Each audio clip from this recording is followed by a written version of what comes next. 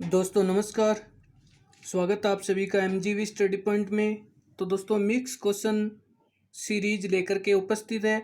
आज की हमारी सीरीज है ये इंग्लिश की, जिसमें एमसीक्यू टाइप के टोटल 10 क्वेश्चन है और ये सीरीज जेएमआरसी एग्जाम बेस्ड सीरीज है और साथ में रीट बेस्ड सीरीज भी है। रीट में भी इस प्रकार के क्वेश्चन पूछे जाते हैं, जिसको टेट या रीट इस प्रकार के क्वेश्चन पूछे जाते हैं इंग्लिश में। तो आज हम बात करेंगे इन 10 क्वेश्चन के बारे में डिटेल से। तो बने रहे इस वीडियो के साथ में, लास्ट तक लाइक शेयर करते रहें।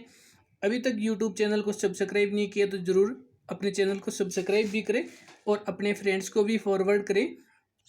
तो चलते हैं, इसी के साथ में बात कर लेते हैं कि ये सभी एग्ज़ाम जो इंग्लिश के एग्ज़ाम कंडक्ट होते हैं उन सभी एग्ज़ाम के लिए इम्पोर्टेंट क्वेश्चन है। तो ज़रूर देखें इस वीडियो को। बात करते हैं सबसे पहले जेएमआरसी की पोस्ट के बारे में, जिसमें किस पोस्ट के लिए इंग्लिश के कितने क्वेश्चन होते हैं। पोस्ट फर्स्ट, जिसमें स्टेशन मास्टर और ट्रेन ऑपरेटर है, जिसमें इंग्लिश के 10 क्वेश्चन होते हैं। और जूनियर इंजीनियर, इसमें इंग्लिश के 5 क्वेश्चन होते हैं। और कस्टमर रिलेशन असिस्टेंट, इसमें इंग्लिश के 10 क्वेश्चन होते हैं। और जो मेंटेनर है उसमें इंग्लिश के 5 क्वेश्चन होते हैं। तो हम आज बात करेंगे इन 10 क्वेश्चन की, जो इस सिलेबस के अकॉर्डिंग है। तो बात कर लेते हैं। इंग्लिश में सबसे पहले एक पैराग्राफ दिया होता है और पैराग्राफ को आप रीड करें और उसके अकॉर्डिंग आंसर दें।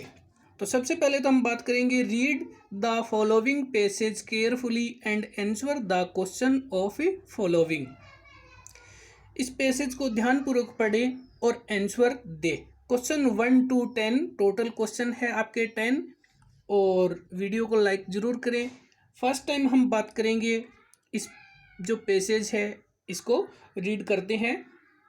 इसको पैसेज को रीड करना है आपको। इसका मीनिंग अगर आपको नहीं भी आए तो कोई ज़्यादा ज़रूरी नहीं है, क्योंकि हमें क्या करना है, क्वेश्चन को सोल्व करना है। और क्वेश्चन जैसे भी हम आंसर करेंगे।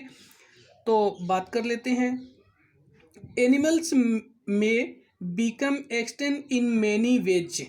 यहाँ पे सबसे पहले तो हम बात करेंगे वर्ड मीन की, जो यहाँ दिया गया है एक्सटेंट। इसका मीन्स होता है समाप्त होना, या हम कह सकते हैं कि अब हम देखें कि एनिमल में become extinct in many ways, जानवर कई तरह से विलुप्त होते हैं। तो यहाँ पे इस एक्सटेंस को विलुप्त भी कहा जाता है, कि जानवर है उनकी प्रजातियां कह सकते हैं कि कई प्रकार से विलुप्त हो सकते हैं। First of all they may evolve into another species. First, सबसे पहले वे एक प्रजाति से विकसित होकर के, जो कि दूसरे में यहाँ पे and not really die out of all, और वास्तव में वे बाहर नहीं मरते हैं। इट मीन्स हम कह सकते हैं कि जानवर की जो प्रजाति होती है वो पूर्णतया विलुप्त नहीं होती है, वो दूसरी स्पेसीज में कन्वर्ट हो जाती है। फॉर एग्जाम्पल, उदाहरण के लिए, थ्रो टाइम्स, समय के माध्यम से, यानी हम कह सकते हैं समय समय में परिवर्तन करके, समय के अनुरूप। Many early form of horses and human being have progressive change, कि many early form of horses. तो यहाँ हम बात कर रहे हैं कि समय के आधार पे बहुत पहले समय मानव और घोड़े में कई प्रारंभिक रूप हुए हैं, जिसके विकासशील रूप देखते हैं कि मानव ने अपनी जो प्रजाति, अपने जो वर्तमान स्वरूप है, इसको विभिन्न रूपों में धीरे धीरे अलग अलग कार्मिक विकास से ये रूप पाया है। कि आज का मानव ऐसा मानव नहीं था, कि आदि काल में मानव कैसा था, समय के अनुरूप मानव और घोड़े ने अपना जो रूप किया है, change by the evolution into new species, और अपने आप को एक उत्तरोत्तर नई प्रजाति के विकास के रूप में परिवर्तन करते हैं। द ओल्ड इज, और जो पुरानी है, यानी जो पुरानी प्रजाति है, स्पेसीज हैज चेंज, और पुरानी जो प्रजाति होती है वो चेंज हो जाती है। And not really die out, वास्तव में वो बाहर नहीं मरती है, यानी पूर्णतया वो जाति समाप्त नहीं होती है, लेकिन उस स्पेसीज प्रजाति के जो जीव होते हैं वो अपने आकार में, शरीर में कुछ परिवर्तन कर लेते हैं। So this is called the precious extension, और इसलिए इसको छद्म विलोपन कहते हैं। जो पेशुद्ध दे रखा है ये छद्म, और आगे दे रखा है एक्सटेंशन, जिसका विलोपन या हम कह सकते हैं समापन, जो कि वास्तव में वो समापन नहीं होते हैं। द सेकेंड कॉमन वे, और दूसरा एक साधारण सा तरीका, in which animals have died out, जो कि जानवर वास्तव में मरते हैं या समाप्त हो जाते हैं। Many for a single species to disappear because, और जो सिंगल प्रजातियां होती है, जो एकल प्रजाति होती है, वो डिसअपियर यानी गायब हो जाती है। बिकॉज क्योंकि ऑफ सम लोकल डिस्टर्बेंस, कुछ उनकी स्थानीय बाधाएं होती है, इस हम कह सकते हैं कुछ स्थानीय मुश्किलें होती है उनके लिए। Many animals that have very special diet, कुछ जानवर ऐसे होते हैं जिनकी स्पेशल डाइट होती है, यानी उनके खाने के लिए एक स्पेशल डाइट होती है, हम कह सकते हैं। जैसे उनके लिए फॉर एग्जाम्पल, उदाहरण के लिए, could die out very easily, और ऐसे जानवर बहुत ही जल्दी समाप्त हो जाते हैं, क्योंकि उनको खाने की जो स्पेशल डाइट होती है, अगर वो डाइट उन्हें नहीं मिलती है तो। और आगे यहाँ है कि easily of their source of food goes down, goes down यहाँ हम कह सकते हैं कि फूड गोज डाउन, जो उनके भोजन के स्रोत होते हैं वो समाप्त हो जाते हैं, और समाप्त होने के कारण ऐसी प्रजातियां विलुप्त हो जाती है।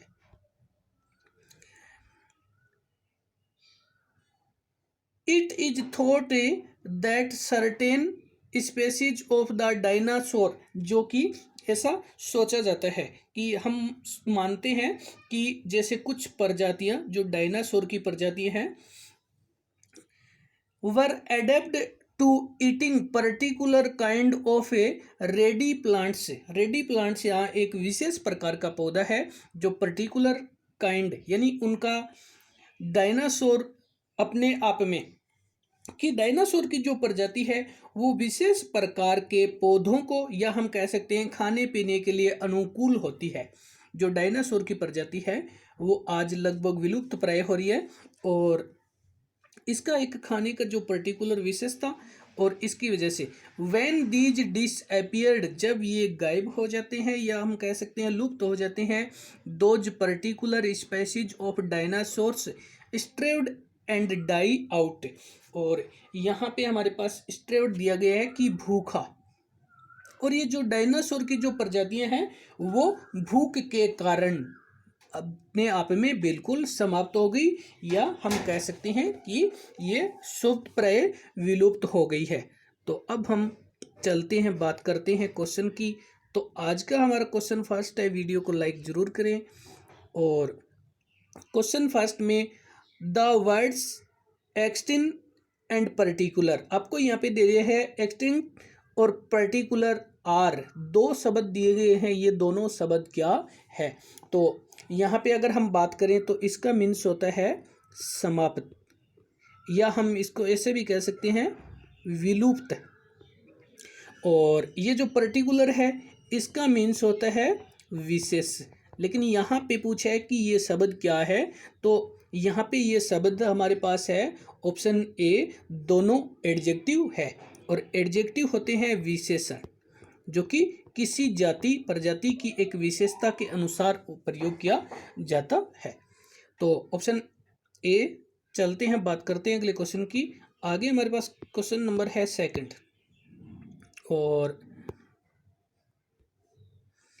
क्वेश्चन सेकंड में which of the following phrase has a determiner in it, आपको यहाँ पे दिए गई है फ्रेज, और फ्रेज होता है एक छोटा सा उपवाक्य, छोटा उपवाक्य जिसमें आपको यहाँ पे पूछा गया है कि कौन से फ्रेज में डिटरमिनर है। डिटरमिनर, तो यहाँ पे हमारे पास जो दिया गया है option B, the old species जो कि प्राचीन प्रजातियां, और इसमें डिटरमिनर है। अब हम चलते हैं, बात करते हैं नेक्स्ट क्वेश्चन की। तो क्वेश्चन हमारे पास है next 3rd number. Video like जरूर करें, शेयर भी करें। क्वेश्चन 3rd में, the verb in the sentence the old species has change and not really die out is in, कि जो पुरानी प्रजातियां हैं वो चेंज हो जाती है, या हम कह सकते हैं उनमें आकार में, उनके शरीर में या उनकी संरचना में, कुछ बनावट में कुछ परिवर्तन हो जाता है, या हम कह सकते हैं उत्तरोत्तर नई प्रजातियों में वो विकसित हो जाती है। नॉट रियली डाई आउट, और वो वास्तव में मरती या विलुप्त नहीं होती है। तो इसमें आपसे पूछा जा रहा है कि क्वेश्चन जो 3rd है इसमें वर्ब कौन सी है, यानी आपसे पूछा जा रहा है टेंस कौन सा है, किस टेंस की वर्ब है। तो यहाँ पे सबसे पहले तो हम बात करें तो यहाँ पे दिया गया है हैज चेंज्ड। हैज है और वर्ब की 3rd फॉर्म दी गई है, और ये होता है आपका प्रेजेंट परफेक्ट, जो ऑप्शन सी में दे रखा है। प्रेजेंट परफेक्ट है, हैज है प्लस वर्ब की 3rd फॉर्म, तो ये प्रेजेंट परफेक्ट है, आपका ऑप्शन नंबर सी सही है। अब हम चलते हैं, बात करते हैं अगले क्वेश्चन की। तो आगे हमारे पास क्वेश्चन नंबर दे रखा है 4। क्वेश्चन 4 में, which of the following has the 3 degree, आपको 3 डिग्री दिया है of the adjective in their correct form. आपको यहाँ पे डिग्री दी गई है, और डिग्री होती है 3। सबसे पहले पॉजिटिव डिग्री, फिर होती है कंपेरेटिव डिग्री, और फिर होती है सुपरलेटिव डिग्री। पॉजिटिव डिग्री अपनी मूल अवस्था में होती है और उसमें किसी प्रकार की चेंजिंग नहीं होती है। कंपेरेटिव डिग्री में 2 की तुलना की जाती है कि 2 में से कौन अच्छा है, और जो सुपरलेटिव डिग्री होती है द बेस्ट होती है, सबसे जो इम्पोर्टेंट होता है या सबसे बेस्ट होता है उसी को इंगित किया जाता है। तो यहाँ हम बात करने वाले हैं कि सबसे पहले हमारे पास जो डिग्री के 3 रूप दिए गए हैं, और तीनों में दिए गए यहाँ पे अर्ली, अर्लियर और अर्लिस्ट। जो सबसे पहले तो बात करेंगे पॉजिटिव डिग्री होती है अपनी मूल में, और जो कंपेरेटिव डिग्री होती है उसके लास्ट में ई आर ऐड हो जाता है। तो यहाँ पे दिए गए है EARLY अर्ली, और अर्ली के ER ऐड करने से बन गई कंपेरेटिव, और EST ऐड करने से बन गई सुपरलेटिव। तो यहाँ हम देखेंगे, अब इसमें जब y किसी शब्द के लास्ट में होता है तो y को हटा करके पहले उसको I में चेंज करना होता है, जो y होता है उसको I बना देते हैं। तो यहाँ पे EARLY, पहले तो इस y को चेंज किया हमने I में, और फिर क्या है ER जोड़ने से बन गया कंपेरेटिव, जिसको शॉर्ट में CD भी बोलते हैं, और ये जो पॉजिटिव होती है उसको PD बोलते हैं, और EST जोड़ने से बनता है SD, यानी सुपरलेटिव डिग्री बनती है। और जो कंपेरेटिव डिग्री होती है, कंपेरेटिव डिग्री से पहले मोर जुड़ा होता है, और सुपरलेटिव डिग्री से पहले मोस्ट जुड़ा होता है, और मोस्ट से पहले दा होता है, और मोर के आगे THAN देन दिया होता है। ये पूरे सेंटेंस की बात करेंगे हम, और चलते हैं अब हमारे ऑप्शन की ओर। तो ऑप्शन ए सही है, अर्ली, अर्लियर, अर्लिस्ट। तो इसमें दिए गए हैं इजी, मोर इजी और मोस्ट इजी। अब हम आपको थोड़ा सा बताना चाहेंगे, ये हॉट, हॉटेस्ट, और अब एक तो ER जोड़ा जाता है, और एक जो इसके मोर, जब आपका जो डिग्री का जो वर्ड है वो एक सिलेबल, यानी हम बोल सकते हैं जैसे हॉट, तो उसके आगे तो ER जुड़ेगा, और जब हम इसको बोलेंगे यूजफुल यानी ब्यूटीफुल, जब 2 या 2 से अधिक सिलेबल में बोला जाता है फोटोग्राफर, तो उसमें मोर को ऐड किया जाता है, मोर या मोस्ट जोड़ा जाता है। और अब हम चलते हैं, बात कर लेते हैं अगले क्वेश्चन की। तो आगे हमारे पास क्वेश्चन नंबर है 5, और क्वेश्चन 5 में, the verb in the sentence it is thought that certain species dash dash dash in is in. तो आपसे यहाँ पे पूछा जा रहा है कि इसमें वर्ब बतानी है, और आपका क्वेश्चन जो 5 नंबर क्वेश्चन है, तो द वर्ब इन, तो इसमें इज प्रेजेंट से संबंधित है और thought that the certain species, तो ये आपका जो सेंटेंस है ये प्रेजेंट सिंपल में है, या हम कह सकते हैं सिंपल प्रेजेंट है, प्रेजेंट सिंपल या सिंपल प्रेजेंट। और अब हम चलते हैं अगले क्वेश्चन की ओर, बात करते हैं। आगे हमारे पास क्वेश्चन नंबर है सेकंड। क्वेश्चन सेकंड में the word animal is a, यहाँ पे आपको जो अंडरलाइन वर्ड दिया गया है एनिमल, और ये एनिमल वर्ड क्या है।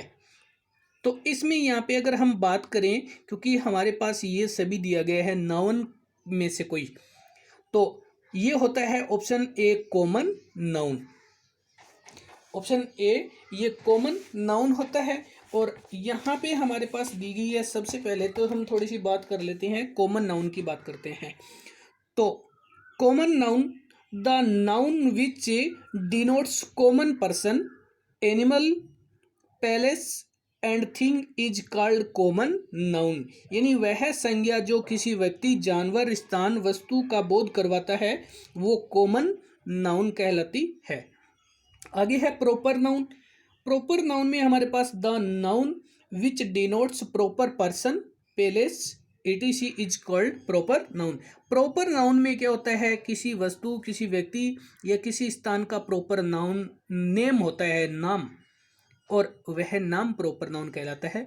Material noun, the noun which denotes gases, solid और liquid form of material is called material noun. इसमें मटीरियल होता है, जैसे हम कह सकते हैं gold, silver, wheat, oil, petrol, water etcetera.